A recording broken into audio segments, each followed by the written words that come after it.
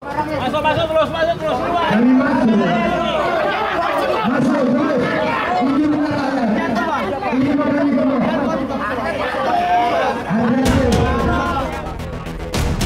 Ketegangan terjadi saat warga berusaha menerobos barisan petugas Satpol PP yang menjaga pintu masuk kantor Kabupaten Asahan.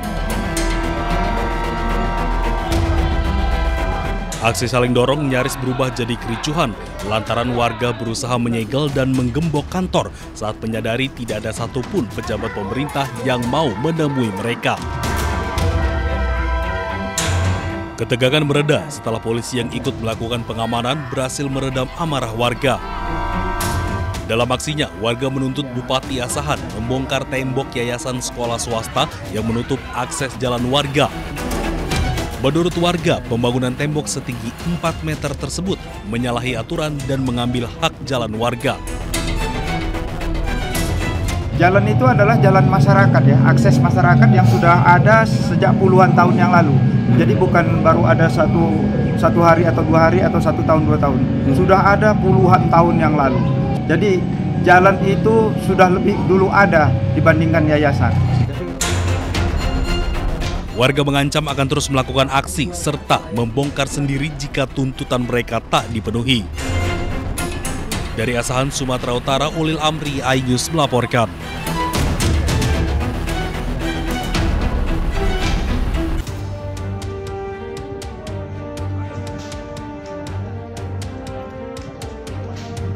Tersangka hanya bisa pasrah saat digelandang petugas Sat Narkoba Polres Lampung Selatan.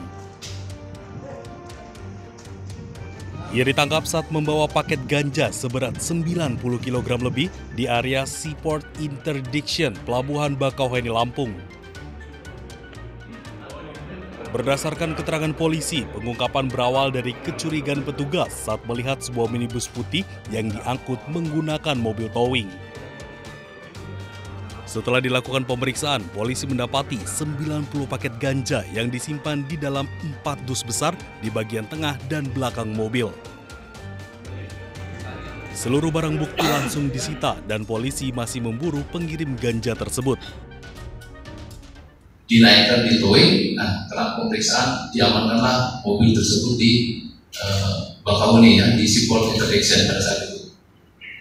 Di dalam mobil tersebut ditemukan 90 paket, ya, 90 paket narkoba jenis ganja dengan berat bruto, tadi sudah saya sampaikan, yaitu 90.362 gram. Untuk mempertanggungjawabkan perbuatannya, pelaku dijerat dengan Undang-Undang Narkotika, ancaman hukuman maksimal 20 tahun penjara. Dari Lampung Selatan, Lampung, Heri Fulistiawan, iNews melaporkan.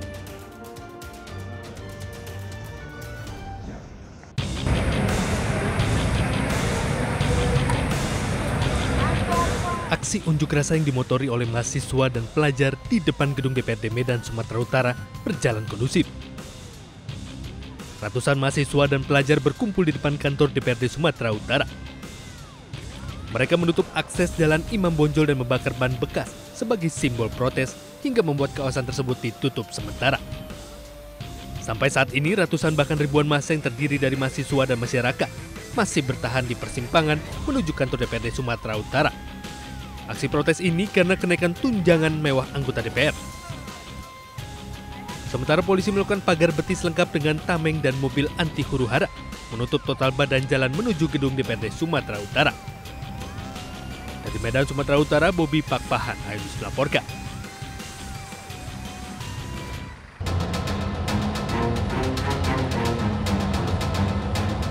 Penyidik Komisi Pemberantasan Korupsi menggeledah rumah mantan Wakil Menteri Ketenagakerjaan RI Immanuel Ebenezer di kawasan Pancoran, Jakarta Selatan. Dari penggeledahan tersebut, penyidik KPK sita sejumlah barang bukti, salah satunya mobil mewah berwarna hitam yang diduga terkait dengan kasus korupsi sertifikasi K3 di Kementerian Ketenagakerjaan yang melibatkan Noel. Dan hari ini tim melakukan penggeledahan di salah satu rumah di wilayah Pancoran, yaitu rumah saudara IEG. Dari penggeledahan itu, tim mengamankan sejumlah barang bukti elektronik dan juga aset dalam bentuk kendaraan bermotor roda 4, dan hari ini juga langsung dibawa oleh penyidik ke K4. Tak hanya itu, penyidik juga menyita barang elektronik berupa 4 ponsel yang ditemukan di plafon rumah. Rencananya, penyidik akan membuka isi keempat ponsel itu dan melakukan pemeriksaan terhadap Noel untuk dilakukan konfirmasi. Tim Liputan iNews melaporkan.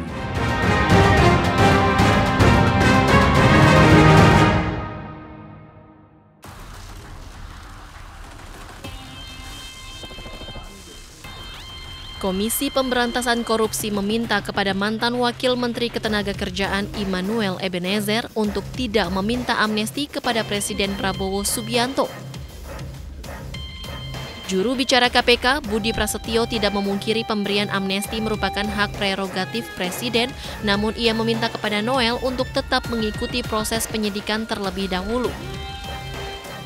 Selain itu, juru bicara KPK juga menegaskan bahwa esensi penegakan hukum adalah pemberian efek jera kepada para pelaku agar tercapainya keadilan di masyarakat. Kita pahami amnesti itu kan hak prerogatif Presiden ya. Meski demikian, ya sebaiknya kepada yang bersangkutan tidak sedikit-sedikit minta amnesti begitu ya. Jadi kita ikuti saja dulu proses penyidikannya.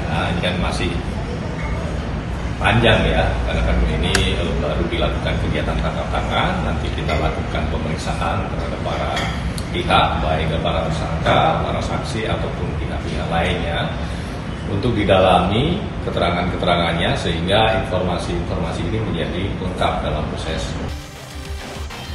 Diketahui Immanuel Ebenezer terjaring operasi tangkap tangan dan ditetapkan sebagai tersangka kasus pemerasan pada pengurusan sertifikat keselamatan dan kesehatan kerja di Kementerian Ketenagakerjaan. Immanuel disebut telah menerima aliran dana sebesar 3 miliar rupiah dari total pemerasan dan atau gratifikasi senilai 81 miliar rupiah. Dari Jakarta, Tim Liputan iNews melaporkan. Atas Undang-Undang Nomor 8 Tahun 2019 tentang penyelenggaraan haji dan umroh. Apakah dapat disetujui untuk disahkan menjadi undang-undang?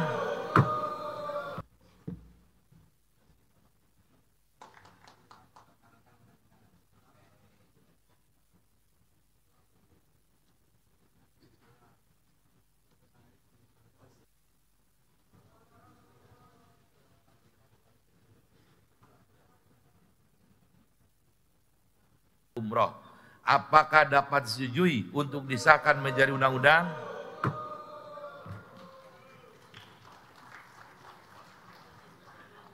Sidang Dewan yang terhormat, berikutnya kami akan menanyakan.